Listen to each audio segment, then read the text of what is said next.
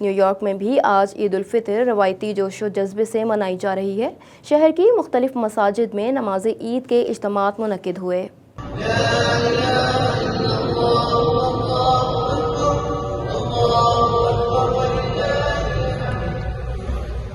New York میں عید الفطر کا مرکزی اجتماع بروکلن کی مکی مسجد میں منعقد ہوا۔ عید کے اجتماع میں پاکستانی اور دیگر کمیونٹی کے افراد کی کثیر تعداد شریک ہوئی۔ مسجد کے پیش امام قاری اسامہ نے عید کا خطبہ دیا۔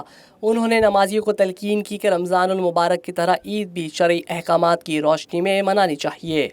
مجھے اور آپ کو عید بھی ویسے ہی منانا چاہیے، اور میں اگر اور کچھ منا رہا ہوں تو پھر میں اور آپ اور کچھ نہیں منا رہا ہوں، وہ عید نہیں منا رہے ہیں، وہ میں اور آپ عید نہیں منا رہے اور کچھ منا رہے ہیں۔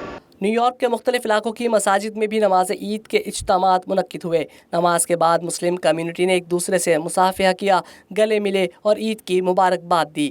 امریکہ میں تقریباً 2.5 سال کے بعد یہ عید کا پہلا موقع آیا ہے جس میں تمام مساجد میں بغیر کسی سماجی فاصلے کے شہریوں نے عید کی نماز ادا کی ہے۔